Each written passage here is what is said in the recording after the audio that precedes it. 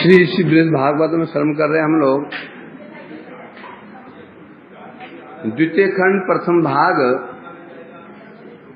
और प्रथम अध्याय समाप्त होने वाला है हमारा।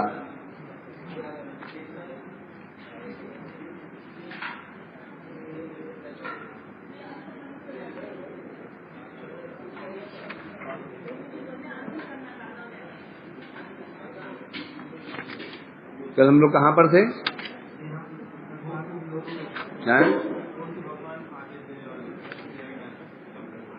हाँ, तो अब गोकुमार का जो मन पूरी से उब गया,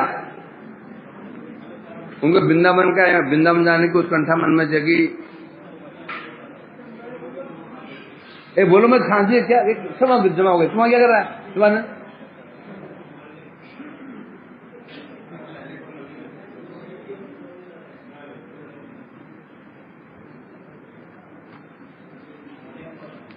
गंतु बिना वृंदावनम प्रातराज्ञातम प्रतपर्वो गतश्री मुखम पश्चन शर्म तद विस्मारम्य।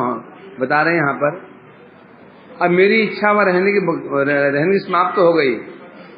वृंदावन जाने की तीव्र इच्छा जगी, उत्कंठा जगी मन में। जब से वो वृंदावन से साधु लोग गए थे, उनके मुख से मैंने महिमा सुनी, वृंदावन की महिमा सुनी। यद्यपि वो ब्राह्मण यहीं के रहने वाले हैं, जो गोकुमार हैं, जन्म उनका वृंदावन का ही है।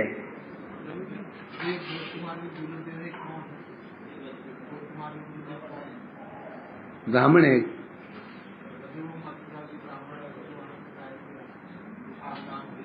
सुनते है ना, तो अभी जान लेगा, फिर कैसे हम पाठ बैठेगा नहीं।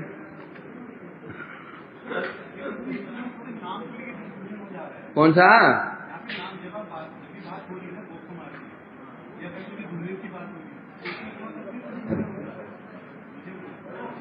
क्यों हो रहा है तुम्हारा? गोप कुमार है, ब्राह्मण, मासुर ब्राह्मण है, उनके गुरु ब्राह्मण है। तो यहाँ पर अब वो गोप कुमार जी कह रहे हैं, जब मैं जगन्नाथ मंदिर में जाता था उनसे आदेश लेने के लिए, जैसे जाता था उनके मुख का दर्शन करता, भूल जाता, फिर मुझे वहीं रहने की इच्छा हो जाती। और जो साधु लोग वृंदावन से गए, उन्हें मुख से मैंने महिमा सुनी, गिरिराज की महिमा, राधा कुंड की महिमा, लीला स्थल की महिमा। अब तो मेरी उत्कंठा अत्यंत बढ़ गई। अब एक दिन मैं बड़ा दुखी होकर के रात को सो गया। रात्रि में मेरे सपन में जगन्नाथ जी आए और मुझे आदेश देने लगे। क्या आदेश दिया?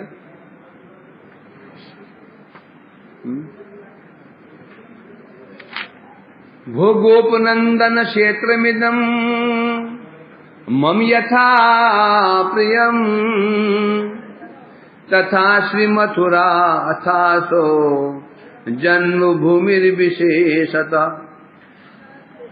जगन्नाथ जी कहते हैं, पर दुख दुखी है, तो बोले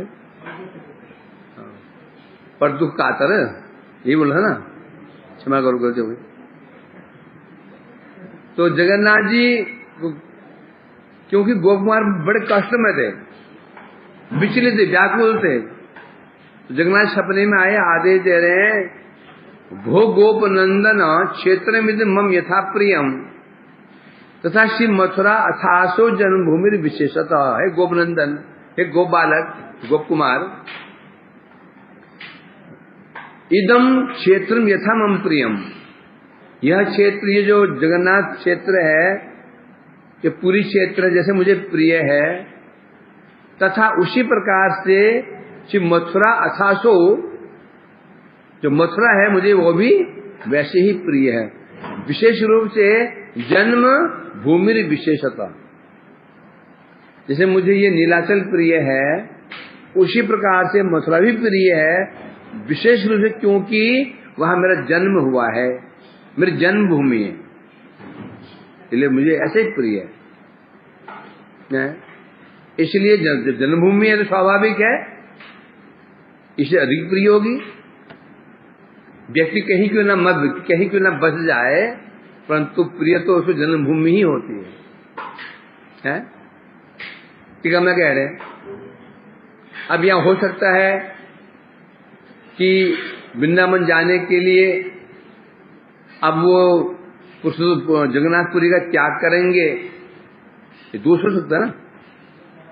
वृंदावन जाने के लिए श्री क्षेत्र जगन्नाथपुरी का त्याग करेंगे, दोष हो सकता है। कोई कह सकता दोष हो गया है, तो ये दूर करने के लिए यहां बता रहे हैं क्या इस क्षेत्र से भी अधिक प्रिय कौन सा है जगन्नाथ जी को? ब्रजभूमि प्रिय है, इसलिए कोई दोष नहीं माना जाएगा। क्योंकि नीचे से ऊपर वाले का हम आश्रय ग्रहण करते हैं, कोई दोष नहीं होता। ये जो हमने एक वैष्णव आश्रय ग्रहण किया है, उसे श्रेष्ठ वैष्णव हम भजनशील मिल जाते हैं, उनका आश्रय ग्रहण करने कोई दोष नहीं होता, बेशर्ते कि उस वैष्णव को भी जैसा सम्मान देते हुए शंकर। समझे कि नहीं? किसी गुरु बहुत उन्नत कोटि का नहीं है, यदि उन्नत कोटि गुरु मिल जाते हैं उसको, तो उस गुरु का यथा समान रखते हुए उसका उस जो वैष्णव संग किया जा सकता है। मतलब दीक्षा तो नहीं ले सकते हैं, परंतु भागवत परंपरा में उस गुरु माना जा सकता है, कोई क्योंकि ऐसे अनेक उदाहरण हैं, कोई दोष नहीं होगा। परंतु जो हमारे गुरु वैष्णव जिन्होंने आश्रय ग्रहण किया है, उससे जो नीचे व नीचे कुछ निम्न हो, उसका आश्रय ग्रहण करेंगे तो ये दोष माना जाएगा। उसी प्रकार से जगन्नाथपुरी से श्रेष्ठ वृंदावन है। कौन कह रहा है ये? तो जगन्नाथ जी कह रहे हैं। वो तो मेरी जन्मभूमि है, और पुरी क्या है? मेरी कर्मभूमि है। तो जब मुझे वो स्थान प्रिय है, इसलिए जब जगन्नाथ जी का स्थान प्रिय होने के कारण इसको दोष नहीं माना जाएगा। तो ये जो दोष लग सकता था वो तो खंडन कर रहे हैं, दोष नहीं है, हैं? इसलिए जगन्नाथ जी कह रहे हैं दो श्लोकों में, भो गोपनंदन। गोपनंदन क्यों कहा उन्होंने? तात्पर्य ये है तुम गोप पुत्र हो, और वृंदावन किसका स्थान है? वृंदावन गोपों का स्थान है, और जगन्नाथपुरी किसका स्थान है? क्षत्रियों का स्थान, क्षत्रियों का स्थान है। तुम गोपनंदन हो, तो तुम्हें तो ये तुम्हारी स्वाभाविक प्रवृत्ति जो प्रीति है वो कहाँ की प्रति होगी? गोप क्या वृंदावन की प्रति है, इसलिए तुम्हें वही जाना है, तुम्हारा वहां जाना ही उचित है।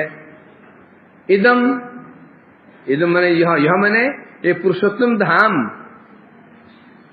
है ना, इससे भी श्रेष्ठ है, क्योंकि विशेषता शब्द का अर्थ है आधिक्य, असाधारण। विशेष शब्द क्या दिखाता है? इससे श्रेष्ठ है, इससे इसकी विशेषता है, इससे उसकी विशेषता है। मतलब विशेषता मतलब क्या होगा? श्रेष्ठता है ना, श्रेष्ठता है, असाधारणता है। अर्थात क्यों? क्योंकि वो धाम, मथुरा जो धाम है मेरा प्रिय है, क्योंकि वो मेरी जन्मभूमि है, इसलिए मुझे प्रिय है। इसलिए मुझे यहाँ से प्रिय होने के कारण यदि तुम वहां चले जाते हो तो मन में आशंका हो, दोष लग जाएगा, ये तो क्या, ये तो कृतघ्नता हो गई। पहले मैं यहाँ जरूरत थी तो मैं यहाँ आ गया, काम पूरा हुआ, निकलो यहाँ से, क्योंकि वो धाम भी मेरा ही है, वहां भी मैं ही हूं, बल्कि मुझे वो स्थान अधिक प्रिय है। इसलिए स्वयं जगन्नाथ अनुमोदन कर रहे हैं। बाल लीला स्थल विश्व ताभिताभिरंकृता निवसामि यथा तत्राहम तथा तत्रापि विभ्रमन्। वो कैसी स्थली है? बाल्य लीला स्थलिभिश्च ताभि अलंकृता। मथुरा भूमि है, क्या है? मेरी बाल लीला स्थली है, बाल्य लीला स्थली। अर्थात वो जो मथुरा धाम है अलंकृता, अलंकृत विभूषित है, सुशोभित है। किसे सुशोभित है? ताभी लीला, ताभी लीला भी, मतलब उन लीलाओं के द्वारा वो मथुरा भूमि क्या है? अलंकृत है, विभूषित है। और विशेष रूप से निवसामि यथा तत्र अहम यथा तत्रापि विभ्रमन्, क्या बता रहे हैं? जिस प्रकार से निवसामि यथा, जैसे मैं यहाँ निवास कर रहा हूँ, जगन्नाथपुर में निवास कर रहा हूँ, तथा उसी प्रकार से तत्रापि वहां भी निवास करता हूँ, विभ्रमन्, भ्रमण करता हूँ। जैसे मैं निवास कर रहा हूँ उसी प्रकार से मैं वहां पर मथुरा में भी, वृंदावन में भ्रमण करता हूँ। विभ्रमण क्या होता है? लीलाएं करता हूँ। अब टीका में कह रहे हैं कि मथुरा मंडल परम अनिर्वचनीय है। अनिर्वचनीय का तात्पर्य क्या हुआ? न वचनीय, वचनीय में कहने योग्य, अतः मुख के द्वारा, वाणी के द्वारा वर्णन करने योग्य नहीं। ऐसी क्या विशेषता है? तब बता रहे हैं बाल्य लीला स्थली भी, बाल्य लीलाओं के कारण वो इस अलंकृत है।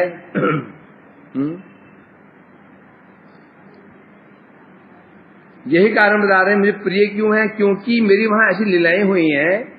उन लीलाओं के कारण मुझे वो वृंदावन धाम के है प्रियतम, प्रियतर प्रियतम, प्रियतम के रूप में मुझे वो प्रसिद्ध है।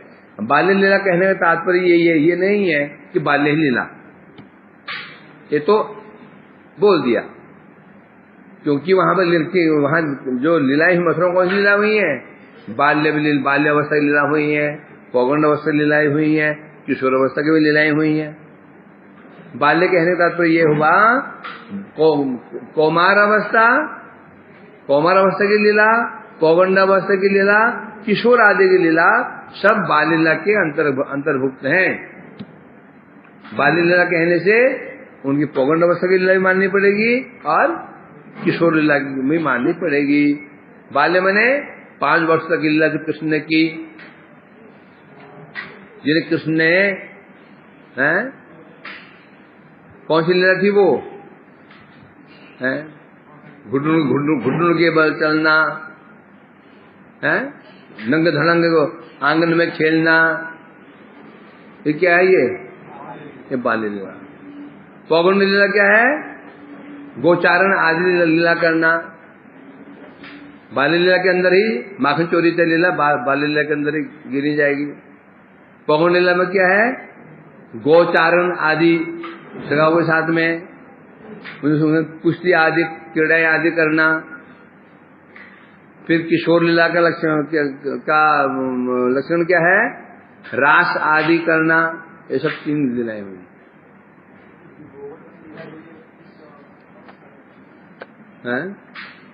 सात अवस्था होती पौगंड अवस्था।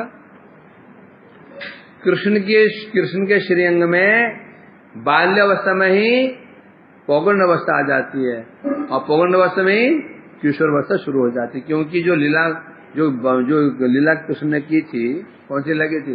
रास लीला। तो उम्र कितनी किस्म की उम्र उनकी आयु की थी? क्या आयु थी उनकी? 7 साल, 7-8 साल। तो इसी 7-8 साल में तो कृष्ण तो पौगंड ने, तो किशोर कैसे बन गए? समझेगा ना? जगत में हम देखते हैं ना कि ऐसे बच्चे होते हैं, अभी वो उम्र केवल 12 साल लगता है कि 20-22 साल का हो गया, होता 20-22 लगता है उसको 20-25-30 साल का हो गया। ऐसा दिखता है कि शरीर में दिखता है, कुछ ऐसे खाओ पीओ होते हैं, दिखता है ऐसा है? 5 तक बाल्य, 10 तक पौगंड, 15 तक किशोर, फिर आगे युवा, फिर आगे बूढ़ा। और भगवान तो बस किशोर तक ही 16 साल के बढ़ते ही नहीं। हाँ 15 तक 16 तक। तो इसलिए कह रहे हैं, तो कह रहे हैं गोप कुमार मेरी वहां लीलाएं कौन सी हुई हैं? कौमार अवस्था की लीला हुई हैं, माखन चोरी आदि लीला, पौगण अवस्था मैंने क्या होता है गोचारण आदि लीलाएं मैंने की हैं, और किशोर में लीला मतलब निकुंज लीलाएं रास आदि लीलाएं मैंने की हैं। यहाँ कह रहे हैं जन्म बाल्यम ततो सर्वो जंतु प्राप्नोति यौवनम अव्याहतेव भवति ततो अनुदिवसम जरा। शास्त्रों में कहा गया समस्त प्राणियों को जन्म के बाद पहले बाल्यावस्था, जन्म बाल्यम ततो, जन्म के बाद सबसे पहले उसको बाल्यावस्था प्राप्त होती है, फिर प्राप्त होती यौवनम, उसके बाद युवावस्था प्राप्त होती है,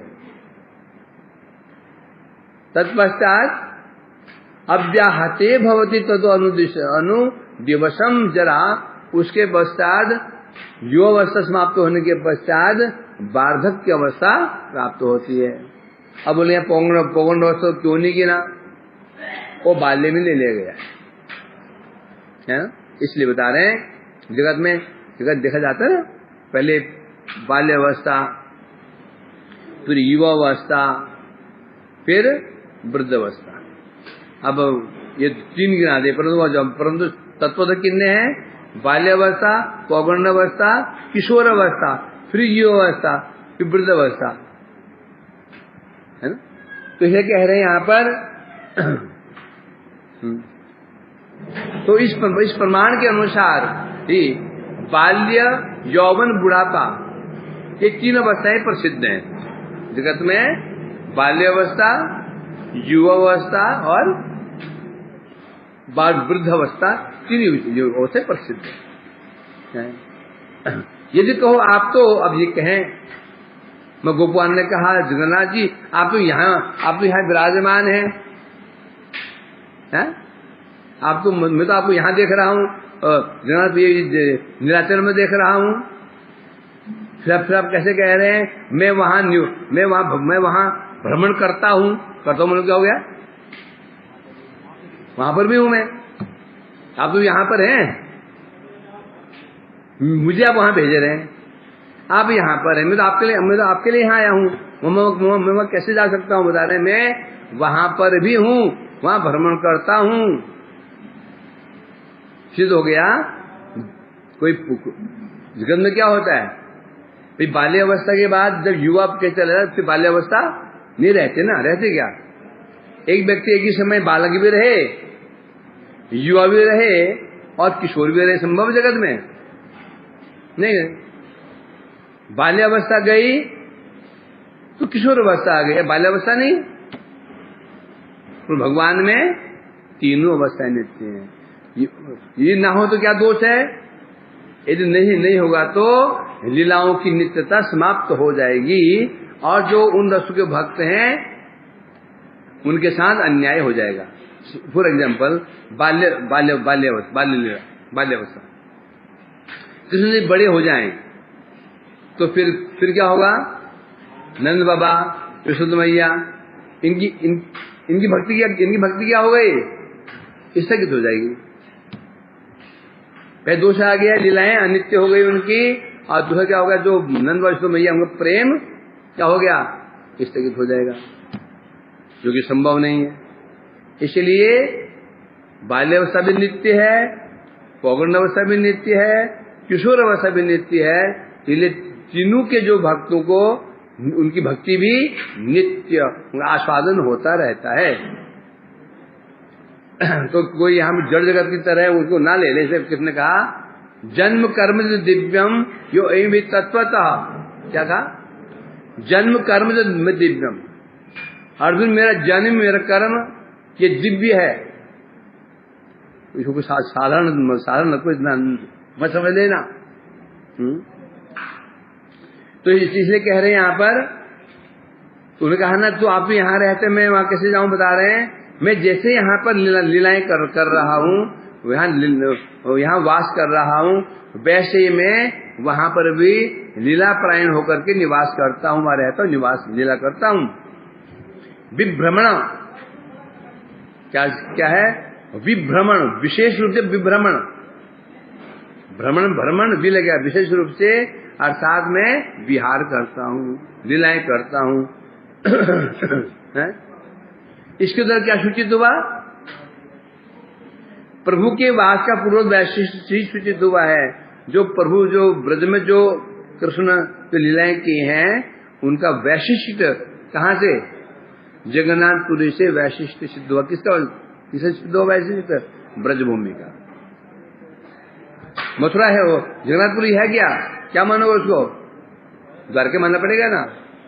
वैकुंठा जनितो वरा मधुपुरी है ना। क्यों? वैकुंठा जनितो वरा मधुपुरी। वैकुंठ से क्या बताया? मधुपुरी से क्यों है? जनितो जन्म, कितना जन्म है? वैकुंठ में जन्म नहीं है, यहाँ जन्म है। वहां उनका वहां कोई माता पिता नहीं है, स्वयं ही करता धरता है। और मथुरा में माता पिता हैं। तो इसलिए कहा जा रहा है यहाँ पर, सदा दोलायमात्मना कथम तदनुतप्यसे तत्रैव गच्छ काले माम तद्रूपम द्रक्ष्यसि ध्रुवम। अब यहाँ पर जगन्नाथ जी कह रहे हैं, हे गोप कुमार, तुम अब सदा दोलायम आत्म, तुम अपने मन को दोलायमान क्यों कर रहे हो? तुम्हारा मन चंचल क्यों हो रहा है? जाऊं कि नहीं, जाऊं कि नहीं, जाऊं कि नहीं, तो तुम्हारा मन क्या हो रहा है? ये डोल रहा है, दोलायमान हो रहा है, चंचल हो रहा है। और परिणाम स्वरूप अनुतप्य से अनुताप कर रहे हो, तुम्हारा मन चंचल हो रहा है और तुम बहुत दुख पा रहे हो। इसलिए तत्रैव गच्छ, तुम वहीं पर जाओ। तत्र गच्छ नहीं, तत्रैव तुम वहीं पर जाओ। और काले माम तद्रूपम द्रक्ष ध्रुवम, और काले मने समय आने पर तुम मुझे क्या करोगे? ध्रुवम, निश्चय ही तद्रूपम द्रक्ष्यसि। तद्रूपम मीन्स गोप रूपम। ब्रज में कृष्ण कौन सा स्वरूप है? गोप स्वरूप है। तुम समय आने पर तुम मुझे वृंदावन में तद्रूपम गोप रूपम एवं द्रक्ष्यसि, गोप रूप तुम मेरा दर्शन करोगे। गोप रूप कौन सा है? वरापेणम, नटवर बपू, सब जो है ना, आप जानते ही हो। तो मेरा दर्शन करोगे। टीका में कह रहे हैं, जगन्नाथ जी कह रहे हैं, तुम अपने चित्त को चंचल क्यों कर रहे हो? तो चित्त चंचल हो रहा है, तुम दुख पा रहे हो। यहाँ क्या चंचल लगे आ रही? यहाँ रहूं कि वृंदावन जाऊं, यहाँ रहूं कि वृंदावन जाऊं। ब्यूटी विकल्प तुम कहाँ फंसे हो? ब्यूटी विकल्प में फंसे हो, ब्यूटी विकल्प में जाऊं रहूं। इसलिए तुम्हारा चित्त संदेह के द्वारा दुविधाग्रस्त है? और फिर क्या कर रहे हो तुम? और बार बार अपने भाग्य को ही दोष दे रहे हो, अपने भाग्य को दोष प्रदान कर रहे हो। इसलिए तुम मथुरा चले जाओ, यदि आपत्ति हो। यहाँ तो आपका साक्षात दर्शन कर रहा हूं मैं, यहाँ तो साक्षात सामने खड़े हैं आप, और वहां तो आपका साक्षात दर्शन तो होगा नहीं। ठीक है, आप लीलाएं करते हैं, क्या गारंटी है हम ऐसे आपके दर्शन हो जाएंगे? मैं दर्शन कर रहा हूं आपका। तो इसलिए इसका उत्तर देते हुए कह रहे हैं, समय आने पर, जब समय आएगा तो निश्चय ही तुम मुझे वहां पर भी इसी प्रकार से देख पाओगे। किस रूप में? तद रूपम, गोप रूप में मैं दर्शन कर पाओगे। इसी रूप से साक्षात मुझे अपने सामने पाओगे। लीला करते हुए देखोगे, मैं तुम्हें बातचीत भी करूंगा। तो भगवान के दयालु हैं, कैसे उन्हें सांत्वना प्रदान कर रहे हैं। मानो गोपवान ने कहा तो आपके यहां से चल के जाओगे उधर? बोले नहीं, मैं वहां चिरकाल से वास करता हूं। मैं उस वृंदावन में चिरकाल से मैं वही निवास करता हूं और नित्य वर्तमान हूं। और अर्थात प्रश्न क्या है फिर, वहां पर आप किस रूप में निवास करते हैं? यहां तो आप चतुर्भुज रूप में निवास कर रहे हैं, शंख चक्र गदा पर निवास कर रहे हैं, दिव्य स्वरूप आपका है, दिव्य अलंकार धारण को वहां कैसे रहते हैं? तब बता रहे हैं तद रूपम, कैसे रहते हैं? मदन गोपाल देव रूप से। तुमने जैसे दर्शन किया ना, तुमने दर्शन किया मदन गोपाल देव, उस रूप में मैं वहां रहता हूं। है? तो यहां पर बता रहे हैं इससे सिद्ध हो जाता है, पहले जो उन्होंने दर्शन किया, जगन्नाथ देव का दर्शन किया, जगन्नाथ देव के रूप से भी अधिक वैशिष्ट है किसका? मदन गोपाल का स्वरूप श्रेष्ठ है। श्रेष्ठ नहीं, विशिष्ट है, वैशिष्ट है। श्रेष्ठ कहेंगे तो थोड़ा दोष आ सकता था, वैशिष्ट है। क्यों? जगन्नाथ जी स्वरूप क्या है? ऐश्वर्य भावमय। यदि जगन्नाथ जी हास परिहास कर रहे हैं, हास परिहास तो कर रहे हैं, होने पर भी भाव तो ऐश्वर्य ही है। शंख है, चक्र है, गदा है, पद्म, क्षत्रिय भाव है, कृपा उनकी है कि हास परिहास कर लेते हैं, पर होने पर भी तो, परंतु ब्रज में क्या भाव है? गोप भाव, स्वाभाविक गोप भाव है ना।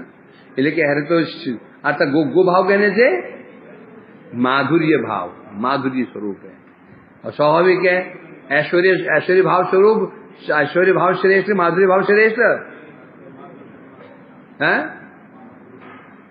सिद्ध करो तो, ऐश्वर्य भाव श्रेष्ठ, माधुर्य भाव श्रेष्ठ। नंद किशोर जी सिद्ध कर दिखा दो,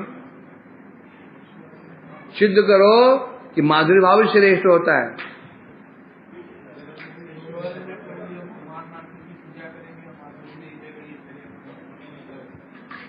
क्या बोल रहा तू?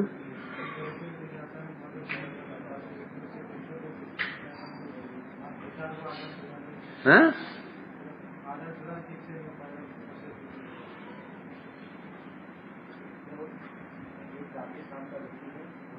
मेरा एग्जाम्पल है, बोल। हाँ बोल।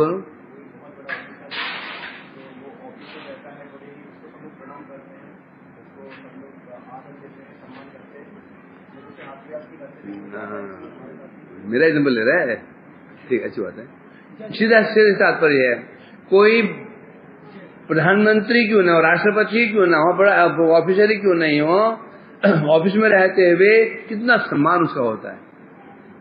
प्यास लगी, तन घंटी बजाई, पानी को थाली में, प्लेट में, तन फल आ गई, तन क्या आता रहता है ना। और सब आदर से बिल्कुल, बाहर में सब आदर, कोई जबान नहीं चलाता, यस सर और यस सर केवल, है ना। परंतु वो उत्कंठित कहाँ जाने के लिए? बाहर घड़ी देख रहा है, घड़ी और घर में जाए क्या मिलने वाला उसको? जैसे घर में घुसा है, पत्नी ने कहा 4 दिन से कह रही हूं बच्चे को वहां ले जाना है, बस ड्यूटी करते रहो, घर से मतलब तो है नहीं। अरे गुस्सा क्यों करती हो? हाथ जोड़ ले जा दो ना, हो गया है। अभी वहां सब उसका हाँ यस करते, यहाँ पर स्वयं ही वो बिल्ली की तरह मैं करे जा रहा, कब यहाँ डांट के वहां डांट, कोई पूछता भी नहीं है। पानी पिलाओ बोला तो वो ले लो ना बगल में, तो फ्रिज बगल में ही है, और वहां पर पानी भी ढंग से नहीं मिल रहा है, बगल में ले लो, मैं काम में व्यस्त हूँ। तो जब वहां उसको इतना असम्मान मिल रहा है उसको उस घर में, तो ऑफिस से बजाने की से क्यों कर रहा हो? ऐश्वर्य मिल रहा है। अर्थात उस डांट फटकार में भी, उस अनादर में भी उसको आनंद की उपलब्धि हो रही है। यही है मधुर भाव, समझेंगे नहीं? जगत में हर व्यक्ति है ना, विचित्र बात है, हर व्यक्ति ऐश्वर्य भाव चाहता है कि मैं ये बड़ा बन जाऊं, तो वास्तव में उसको मजा तो छोटे बनने में आता है। क्या होगा? व्यक्ति बड़ा बनना चाहता है और वास्तव में उसको आनंद छोटे बनने में ही आता है। इतना बड़ा राजा होकर के भी कुत्ते को जंजीर पहना करके और पोटी कराने ले जा रहा है, बड़ा मजा आ रहा है कुत्ते को देखते हुए। कुत्ते राज नहीं बन गया है? बन गया, राज बन गया। पत्नी डांट सुनने में मजा आ रहा है उसको, बच्चों की फटकार सुनने में मजा आ रहा है उसको। तो ऐसे क्यों? जीव के स्वरूप में वास्तव में क्या है? दास ही है। जीव स्वरूप दास है, मालिक नहीं है। अच्छा, अपने औकात कहां जाएगी? उसको औकात तो दिखी जाती है ना। लाख राजा बने, मैं राजा हूं, ढमकाना फुलाना हूं, परंतु आधार क्या है? पक्षी रात आकाश में उड़े, आधार जमीन ही है, घूम फिर के जमीन में आता है। तो लाख श्रेष्ठ हूं कहे, परंतु सोचो ना, मठ में ही है। अब यदि कोई है, किसी व्यक्ति को सब हाथ जोड़े उसको, उसे कोई मजाक ना करे, हास परिहास ना करे, हाँ जी प्रभु जी यस, हाँ जी यस, तूने ये गलत किया, हाँ जी गलत कर दिया, ये ठीक है, हाँ जी ठीक कर दिया, तो उसकी हालत क्या होगी? मैं ही हूं ना। अब तुम जब जहां तुम हाथों खड़े हो जाओ, मेरे सामने सुझाव खड़े हो जाओ, कभी जबान न चलाओ, मैं हाँ मेरे हाँ में है ना मिलाओ, कोई मुझसे हंस के बात ना करे, हम डर करे, तो मेरी स्थिति क्या हो जाएगी? मैं बैग उठाऊंगा क्या? चल पड़ेंगे किसी खोज में मातृभाव खुद में नहीं। कोई तो मिले जो मुझे हंस के बात करे, हमें हास परिहास करे, मजाक भी करे, है कि नहीं? तो इसलिए ऐश्वर्य भाव श्रेय जरूर है, परंतु क्या है? माधुर्य में एक विशेष आकर्षण है, इसलिए माधुर्य भाव श्रेय होता है। इसलिए ब्रज में जो गो भाव कृष्ण का है वो मधुर भाव है, इसलिए श्रेष्ठ है। और जगन्नाथ जी को भी वही प्रिय है। तुम समझ लो ना, जगन्नाथपुरी क्या है? कृष्ण मदन गोपाल जो ऑफिसर है, बैकुंठ कौन है? कृष्ण ही नारायण है। मतलब बैकुंठ को ऑफिस, बैकुंठ क्या है? ऑफिस है, ऑफिस जहां से सब कंट्रोल किया जाता है, समझे क्या नहीं? ब्रज धाम क्या है? मतलब घर है, घर में ऑफिशियल काम नहीं होते हैं, घर में कोई भी तो ऑफिशियल काम नहीं करता है क्या? नहीं। तो घर मिलने जाए तो कल ऑफिस में आना, है कि नहीं? तो बैकुंठ क्या किस्म का? ऑफिस। ब्रजधाम क्या है? घर में ऑफिशियल काम नहीं होते हैं, सृष्टि क्या प्रलय को सब चिंता छोड़ देता हुआ। सारे काम कौन करता है? ये दायित्व किसके ऊपर है? नारायण के ऊपर है। तो वही नारायण जो भगवान का ही विलास मूर्ति है, ऐश्वर्य मूर्ति है, उसे कहते हैं। या कह दो कि ऑफिसर नारायण कौन है? ऑफिसर कृष्ण कौन है? ऑफिसर कृष्ण। और कृष्ण कौन है? कृष्ण। इतना अंतर है। तो इसी पर बता रहे हैं, अतः तुम्हें शोक नहीं करना चाहिए। तुम अपने को अपूर्ण क्यों मानते हो? तुम वहां चले जाओ और समय आने पर तुम मेरा दर्शन भी कर पाओगे। आज्ञा मालाम प्रातरादाय पूजा विप्रेर वासे में समागत दत्ताम कंठे बद्धा प्रस्थितो वीक्ष चक्रम नत्वा स आपतो मातुरम देवम देश में तत्। इति श्रीमद् भागवतमृते गोलोक महात्म खंडे वैराग्य नामो प्रथमो अध्याय। आज्ञामालाम प्रातः आदाय। रात को सपना दिया मेरे को, मैं सपने में जगन्नाथ जी सपने में आदेश दिया। और प्रातः काल क्या हुआ? आज्ञामाला पूजा विप्रय, अपने पुजारी के द्वारा भगवान ने मुझे आज्ञामाला प्रदान करवाई। मतलब प्रातः काल जगन्नाथ जी का सेवक जो पुजारी था मेरे लिए भगवान की माला लेकर, प्रसादी माला लेकर के आया, मानो आज्ञामाला। समागत्य में वासे, कहां पर आया वो? स्वयं वो पुजारी मेरे निवास स्थान पर आ गया वो माला लेकर के। और समागत दत्ताम, मुझे माला प्रदान की, कंठे बद्धा पर स्थित हो, और मैंने उस माला को प्रभु का आज्ञा मान करके उस माला को गले में धारण कर लिया। प्रस्थितो विक्षम चक्रे, और वहीं से मैंने चक्र को प्रणाम किया। चक्र है ना जगह मंदिर को, चक्र है ना? नहीं, रस पहिया है,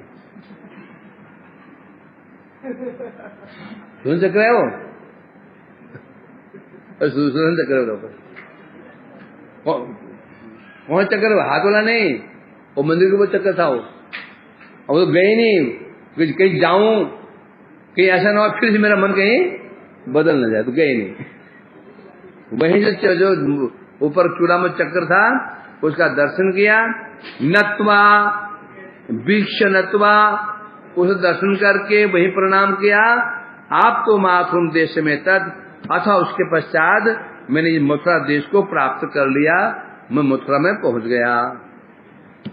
इस प्रकार से बृहद भागवतामृत में श्री गोलोक महात्मा खंड में वैराग्य नाम का प्रथम अध्याय परिपूर्ण हुआ। अब पढ़ते हैं इसकी टीका, दिग्ध टीका। यदि आपत्ति हो आपने स्वप्न देखा, और सपने तो झूठे भी तो होते हैं, सपना में सच तो होते हैं, सपने झूठे भी तो होते हैं, होते कि नहीं होते हैं? कई सपने सच्चे होते, कई सपने झूठे भी हो जाते हैं। सुना जाता ना, पृथक प्रातःकालीन सपने आते हैं, प्राय सच होते, सुनते हैं, है? जैसा भी हो, है? कोई तो प्रातःकालीन क्या हो, वो तो पूछना पड़ेगा। ये सत्य हो जाए तो सत्य है, टांग टूट जाए सत्य है, मेरा नहीं तो मिथ्या। वैसे वेदांत में कहा गया है एक स्वप्न सृष्टि होती है। क्या है? स्वप्न सृष्टि, वो भी मिथ्या नहीं है। सूक्ष्म भोग, सूक्ष्म सुख और सूक्ष्म दुख, जो हमने पाप कर्म किए होते हैं उस स्वप्न सृष्टि में भगवान भोग करवा देते हैं, ये भी है। अब हर बार कभी कभी सपने सत्य होते भी नहीं भी होते।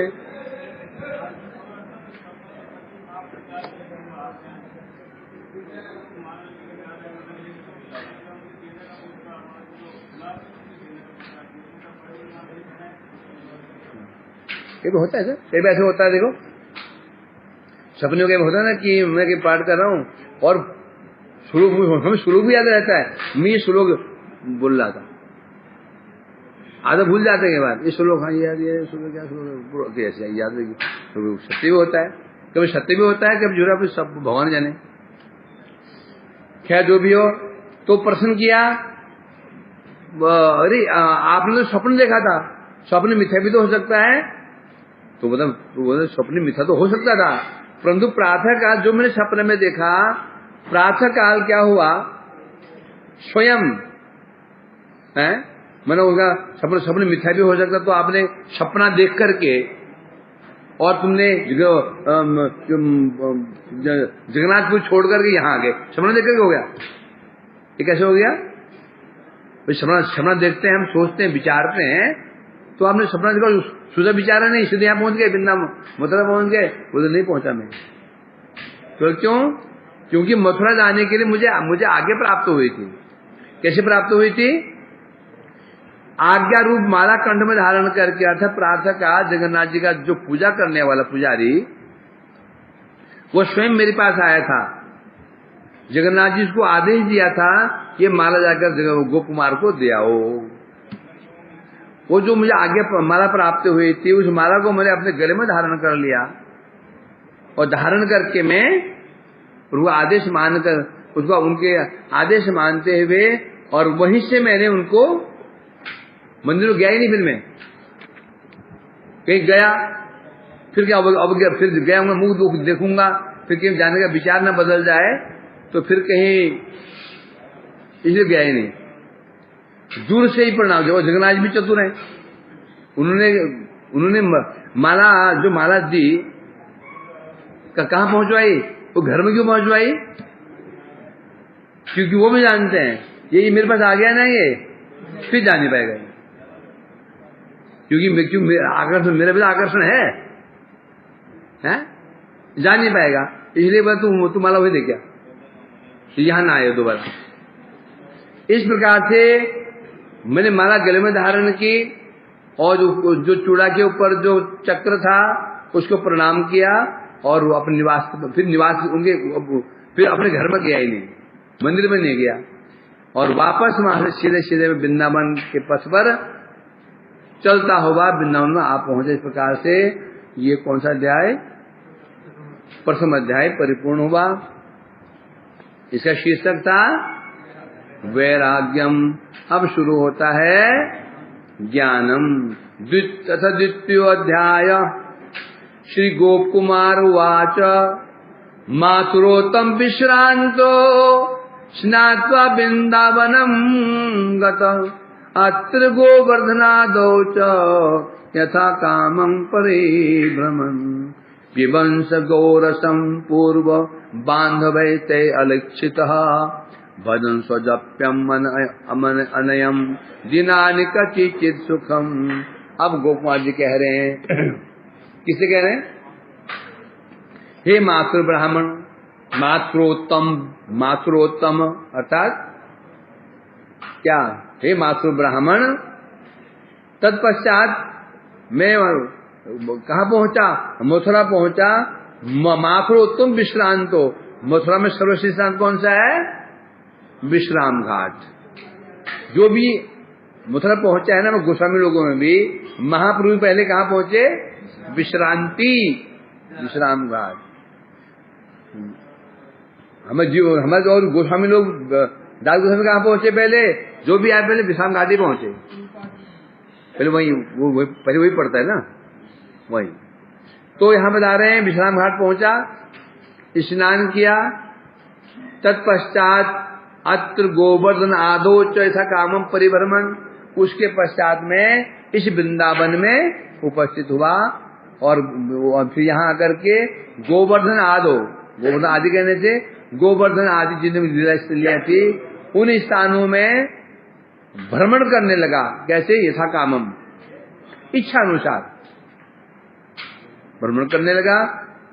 अब भूख, पेट भी तो है ही है, खाएंगे क्या? तो बता रहे हैं पिबंस गोरसम, गोरस पान कर लेगा, दूध पान करके जीवन धारण करने लगा। परंतु पूर्व बांधवै ते अलक्षित, जो मेरे मित्र थे पहले, जो गोबालक, जो मेरे मित्र गोबालक मित्र थे, उनसे मैं छिप के रहता था, उनसे मिला ही नहीं मैं, उनसे मैं नहीं मिला, उनसे मैं छिप कर रहता था।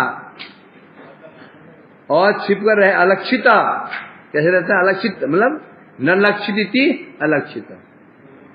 मैं जो देखता थी वो उस तरफ जा रहे तो मैं इस तरफ चला जाता था, इस तरफ मैं तुम उस तरफ चला जाता था, क्यों? मैं देख ना पाए, इसलिए मैं छिप के रहता था। और इस प्रकार से भजन स्वजप्यम अनयम दिनानि कचिचि सुखम, इस प्रकार से मैं छिप कर रहता था, और भक्ति पूर्वक स्वजप्यम, जो मैं जो मंत्र था, मंत्र का जप करता था, और करते करते कतिचित दिनानी सुखम अनयम, कुछ दिन मैंने यहाँ सुख पूर्वक मैंने यहाँ कुछ दिन बिताए मैंने, अब मैं बड़ा सुख लगा, अच्छा लगा, मैं प्रसन्न हो गया, यहाँ घूमता वहां घूमता और वहां भी दर्शन करता, वहां प्रणाम करता, स्थलियों को प्रणाम करता, मन बड़ा, मेरा मन प्रसन्न हो गया। अब बता रहे हैं दिग्दर्शन टीका में क्या बता रहे हैं, द्वितीय अवादि महात्मम स्वर्गादिनाम यथोत्तरम समाधेश बहिर्दृष्ट तथा भक्तेश मुक्ति। इस दूसरे अध्याय में क्या क्या वर्णन है, स्वर्ग आदि नाम महात्मम यथोत्तरम, इस दूसरे अध्याय में स्वर्ग आदि जो लोक हैं कैसे यथा उत्तरम, यथोत्तरम कहने से क्रमशः ऊपर की ओर, यथोत्तरम क्या होता है, उत्तरम, उत्तरोत्तर, उत्तर में क्या होता है, ऊपर, उत्तर की ओर, है ना। तो ये बता रहे हैं स्वर्ग, उसके ऊपर महालोक, ऊपर जनलोक, तपलोक, इसमें वर्णन किया जाएगा कि स्वर्ग से महलोक श्रेष्ठ कैसे है, जनलोक श्रेष्ठ है, तपलोक श्रेष्ठ है, इसमें जो वर्णन किया जाएगा। और फिर इसमें क्या वर्णन किया जाएगा, समाधि अवस्था में क्या, समाधिश्च बहिर्दृष्टे भक्तिश्च मुक्तिता, इस अध्याय में क्या दिखाया जाएगा, समाधि अवस्था में जो उस साधक को, जो जिस योगी को हृदय में दर्शन होते हैं, साक्षात हृदय में दर्शन होते हैं, उसकी तुलना में क्या, जो योगी लोग समाधि लगाते हैं उन्हें हृदय में जो दर्शन होते हैं, उसकी तुलना में भक्तों को साक्षात भक्ति नेत्रों के द्वारा जो बाह्य दर्शन होता है, साक्षात दर्शन होता है, वो श्रेष्ठ है। तो इस तरह से मुक्ति से भक्ति की श्रेष्ठता प्रदर्शित की जाएगी। इस अध्याय में इतने विषयों का वर्णन होगा। क्या वर्णन होगा, उत्तर जो ऊपर लोक हैं, उत्तरोत्तर उनका उत्कर्ष, दूसरा समाधि में दर्शन की अपेक्षा साक्षात दर्शन भक्ति नेत्रों से उसका उत्कर्ष, उसके बाद फिर मुक्ति की अपेक्षा भक्ति का उत्कर्ष, ये तीन विषय वर्णन किए जाएंगे।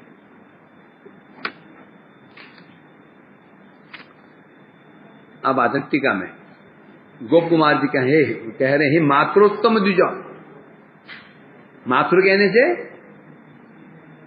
मातृ मतलब मथुरा संबंधी, मातृ मतलब मथुरा संबंधी, है ना, अर्थात मथुरा संबंधी जितने भी व्यक्ति उनमें आप सर्वश्रेष्ठ हो, इसे बता रहे हैं। मैंने मथुरापुरी पहुंच करके मथुरापुरी के मुख्य तीर्थ विश्राम घाट है, स्नान किया, तो वृंदावन उपस्थित हुआ, फिर यहाँ वृंदावन आकर फिर गोवर्धन, यमुना पुलिन, भांडीरवत, तालवन, महावन आदि जो द्वादश मन है, वहां इच्छानुसार मैंने इच्छानुसार भ्रमण किया है। फिर कैसे, अब बता तो तुम्हें किसी पहचाना नहीं, बोले मैं छिप के रहता था, तो छिप के कैसे रहोगे भाई, बाहर निकलोगे थे, यहाँ रात को निकलोगे बाहर, तो छिप के कैसे रहते थे, कारण कैसे छिप के रहते, क्योंकि मेरा वेश कैसा था, किसी अन्य देश से आए हुए व्यक्ति के भांति मेरा वेश था, सामने था मैं, परंतु मेरा वेश वो वैसे वेश ही नहीं था, तो वो वेश नहीं था मेरा, है ना। इसलिए मेरे बांधव मेरे मित्र में पहचान नहीं पाते थे। इससे क्या सिद्ध हुआ, गोप कुमार की अनासक्ति, गोप कुमार की अनासक्ति सिद्ध हुई। किन अनासक्त हैं, अर्थात भगवान में ऐसे उनके ऐसे निविष्ट हो चुके हैं, अपने बंधु बांधव घर इत्यादि भी, एक बार तो घर चक्कर मारा हूं, आया तो हूं, घर में चक्कर मारा हूं, दूसरे देख लूंगा, और मित्र हमारा जो पड़ोसी मित्र था वो लोंगोटी आते हो तो हाथ मिला के आ जाऊं नहीं, ऐसे अनासक्त है। देखो वहां आकर घर में जग गए, ऐसे अनासक्ति दिखाई गई है, गोप कुमार की ऐसे अनासक्ति है, ये सिद्ध हुआ यहां से। वांछा कल्पतरुभ्यश्च कृपा